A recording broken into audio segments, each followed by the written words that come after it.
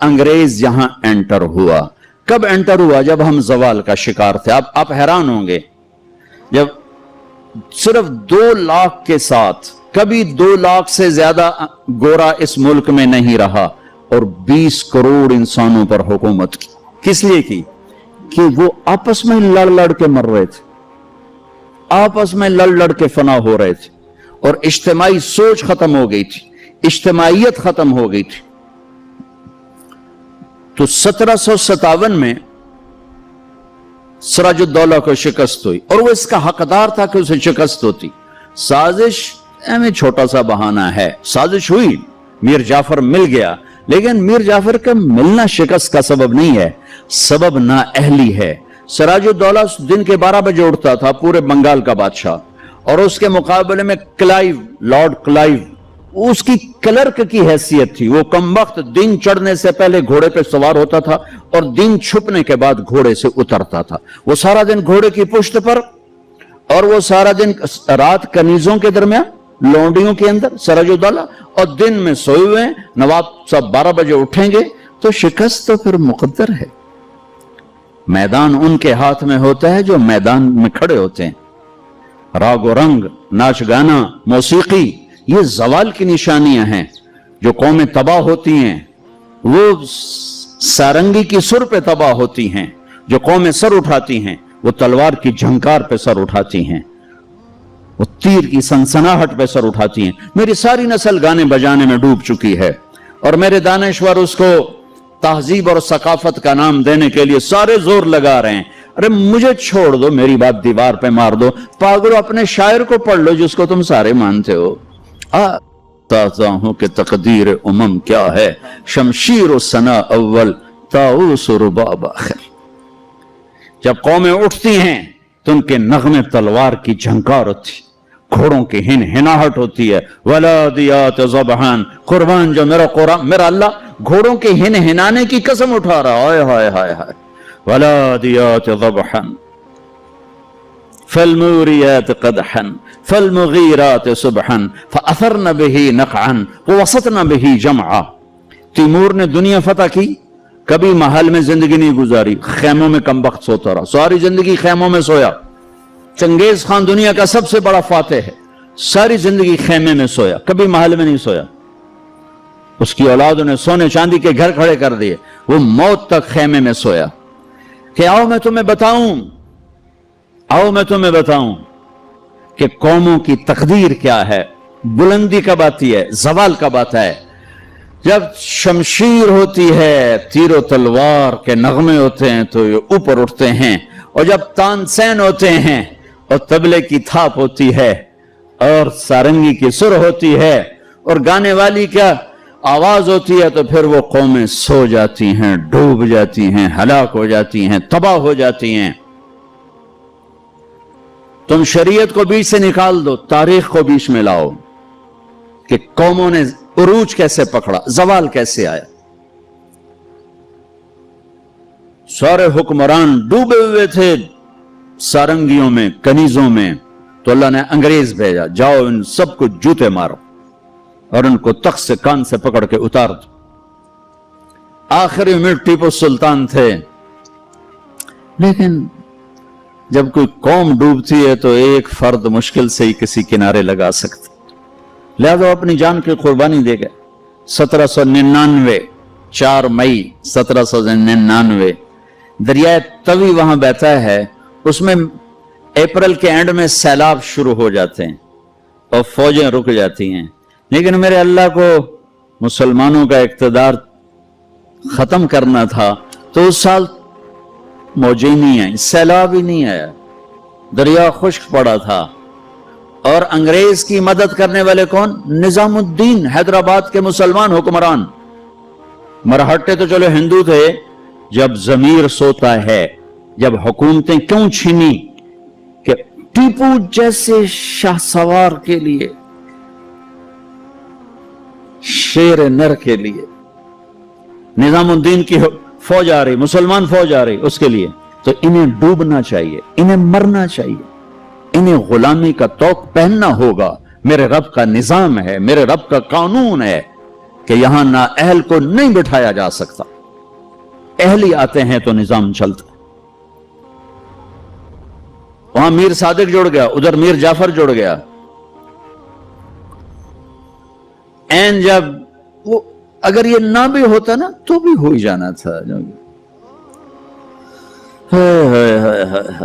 میر صادق نے کہا بھائی وہ تنخواہ لے لو. فوج انگریز نے حملہ کیا، وہ کہتا آؤ بھی تنخواہ لے لو، سارے تنخواہ لے لو. وہ پتہ نہیں کیسے کرائے کے فوجی تھے، وہ تنخواہ لینے کے لیے دوڑ گئے. ٹیپو کھانا کھا رہے تھے، نوالا ہاتھ میں تھا کہ شور پڑا کہ جی قلعے کی دیوار ٹوٹ گئی، فوجیں داخل ہو گئیں. کھایا نہیں چھوڑ دیا. شیر کی ایک دن کی زندگی گیدڑ کی 100 سال کی زندگی سے بہتر ہے. انہیں پتا تھا اب کوئی راستہ نہیں ہے. اپنی جان کا نذرانہ دیا تو جنرل ہیرس نے کہا آج ہندوستان ہمارا ہے. پھر دلی بھی آ گئے. شاہ عالم ثانی کے زمانے میں دہلی میں انگریز داخل ہو گئے. اور پھر بہادر شاہ ظفر جو 1857 کی جنگ آزادی، وہ ایک ایسے جیسے یہ ہمارا جلوس نہیں ہوتا، جلوس، ان جلوسوں نے کبھی کچھ کیا؟ جلوسوں سے خوش نہیں ہوتا سوائے کہ 2-4 گڈیاں ساڑو، 2-4 سائن بورڈ بند دیو تو جاندے گراہ گراندے بوجب لوٹ لو. تو وہ ایک جلوس تھا، نہ کوئی نظم تھا، نہ کوئی ترتیب تھی. اور ظلم کا جواب ظلم نہیں ہوتا ہے. جب انہوں نے دلی پہ قبضہ کیا تو انگریز عورتیں تھیں وہاں، 70 انگریز عورتیں تھیں اور 30-40 بچے تھے. انہوں نے سب کو ذبح کر دیا. ان کے ساتھ اللہ ہوگا جو عورتوں کو ذبح کر دیں، جو بچوں کو ذبح کر دیں. میرا دین ظلم کی اجازت نہیں دیتا. حضرت علی اور یہودی آپس میں جنگ ہو رہی، خیبر قمواس کا قلعہ ابھی بھی اس کی دیواریں کھڑی. میں پچھلے سال گیا تھا وہاں، اس کو دیکھا تھا جا کر. جہاں سے حضرت علی چڑھے، دروازہ توڑا سر، تو اس پر وار کرنے لگے. اس نے منہ پہ تھوک دیا، تلوار پیچھے کر لی. کہ چلو دوبارہ. کہنے لگا ہیں دوبارہ کیوں؟ مجھے قتل کیوں نہیں کیا؟ تو میرے اوپر چھا گیا تھا. کہ پہلے تو میں اللہ کے لیے قتل کر رہا تھا، جب تو نے میرے منہ پہ تھوکا تو مجھے غصہ آ گیا. مجھے ڈر لگا کہ تمہارا قتل میرے غصے کی وجہ سے کہیں نہ ہو، اللہ نہ ناراض ہو جائے. میں تمہیں اللہ کے لیے قتل کر رہا ہوں. انہوں نے کہا میاں مجھے کلمہ پڑھا دے، مجھے نہیں لڑنا. اور جب اسلامی لشکر جاتے تھے تو حکم ہوتا تھا کسی بچے کو نہیں قتل کرنا، کسی عورت کو نہیں قتل کرنا، کسی گرجے کے راہب پادری کو نہیں قتل کرنا، بوڑھوں کو نہیں قتل کرنا، درختوں کو آگ نہیں لگانی، درختوں کو نہیں کاٹنا. اس نے ناکام ہونا ہی تھا. لیکن اس میں مرزا الہی بخش، نجف خان، نواب شجاع الدولہ، یہ 3 آدمی اس میں ذریعہ بنے. لیکن وہ نہ بھی ذریعہ بنتے تو بھی وہ معاملہ 4 دن بعد پھر ہو جاتا. 4 دن پہلے 4 دن بعد ہوتا. لیکن ان کے ماتھے پر رسوائی کا داغ لگنا تھا اور ان کی قبروں نے موت تک نحوست دیکھنی تھی اور ان کی ہڈیوں نے نحوست دیکھنی تھی. تو مرزا الہی بخش، نواب شجاع الدولہ اور نجف خان، یہ انگریزوں سے مل کر انہوں نے راستہ بنایا اور یوں 1857 پر آ کر مکمل زوال ہو گیا. اور پنجاب میں رنجیت سنگھ آ گیا. ایک گجران والے کا تھا، ڈاکو سے بادشاہ بن گیا. لیکن کم وقت اتنا کامیاب حکمران نکلا کہ انگریز آنکھ نہیں اٹھا سکے جب تک رنجیت سنگھ زندہ رہا. ایک آنکھ ضائع ہو گئی تھی جنگ میں. ایک وزیر مسلمان تھا، اسے کہنے لگا تم لوگ کہتے ہو تمہارے قرآن میں ہر چیز کا ذکر ہے، انہو لذکر لک ولقومک. اور ایک اور آیت اس کے فیہ تبیان لکل شیء، آیت نہیں ہے، مضمون ہے علماء کی بات. انہوں نے کہا جی. وہ کہنے لگا میرا نام کہاں ہے، میرا نام قرآن میں کہاں ہے؟ وہ کہنے لگا توڑا نام کیوں نہیں ہو سکتا قرآن؟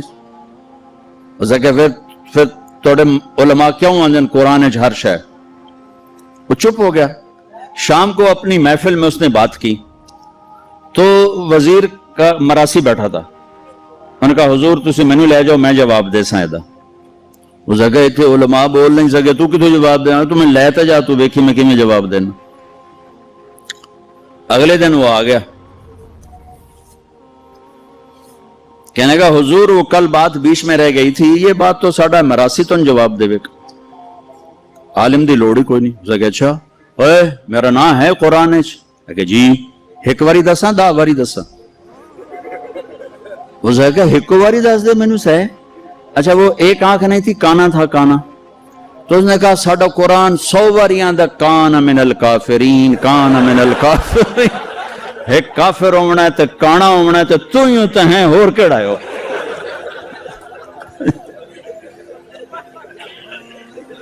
1818 میں اس نے میرا ضلع ملتان فتح کیا, رنجیت سنگھ نے. مظفر خان کی حکومت تھی, وہ 5 بیٹوں سمیت شہید ہوئے.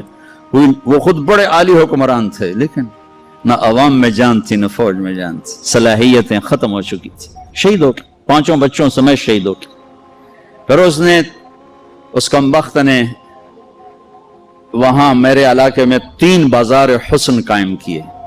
ایک ملتان میں بنایا طوائفوں کا اڈا, ایک کیروڑ پکا میں بنایا, اور ایک میرے تلمبے شہر میں آیا, اور وہاں اس نے کوئی 1 مہینہ قیام کیا. چونکہ بہت خوبصورت جگہ تھی, دریائے راوی اس کو ہٹ کرتا ہوا گزرتا تھا, اور کھجوروں کے باغ تھے بڑے زبردست. ایک بازار حسن اس نے وہاں بنایا. پچھلے کوئی 8 سال سے میں نے وہاں جانا شروع کیا, ملنا شروع کیا. وہ بازار حسن اب ختم ہو چکا ہے. چند بچیاں رہ گئی ہیں جو مجھے پیغام دیتی ہیں ساڑی شادی کرا دیو, اسی توبہ کرنی ہے. ختم ہو. کوئی فتوے نہیں دیے, ان کو محبت, ان کو بیٹیاں کہا, ان کے سر پہ ہاتھ رکھے. ابھی بھی 2 کو میں نے بھیجا ہوا ہے عمرے کے لیے اپنے اسی بازار حسن سے. انہوں نے مجھے وہاں سے فون کر کے رو کے ان کا برا حال, وہ مجھے دعائیں دے رہی کہ ایسا تو کدی رب دا نا ہی نہ سنیا, تو سانو رب دا گھر بھی کھا چھڑیا. تب چندے کو وہ بیچاری روتی ہیں کہ ساڈے کو اور پیشہ کوئی نہیں تھا, عزت دیون واسطے تیار کوئی نہیں. میں تو جب سے طوائفوں سے ملا ہوں مجھے طوائفیں مظلوم نظر آئی ہیں, اور انہیں نچانے والے ظالم نظر آئے ہیں. ان کے جسموں سے کھیلنے والے درندے ہیں, انہیں گھنگرو پہنا کے نچانے والے بھیڑی اور درندہ نما انسان ہیں. وہ تو مظلومیت کی ایک عجیب داستان ہے. کون عورت ہے جو روزانہ کسی کے لیے تیار ہو؟ کس عورت کی فطرت ہے کہ وہ ہزاروں ہوسناک نظروں کے سامنے ناچے اور گھنگرو باندھے؟ وہ سٹیج پر ان کا گھنگرو چھنکتا ہے اور تنہائی میں ان کی آنکھیں چھلکتی. کہ میرے دیس کے مالداروں کا ظلم ہے کہ وہ انہیں نچانے کے لیے تو تیار ہیں, انہیں چادر پہنانے کے لیے تیار نہیں ہیں. میں زمینداروں کا بیٹا ہوں, میں نے سب اپنی آنکھوں سے دیکھا. ہاں,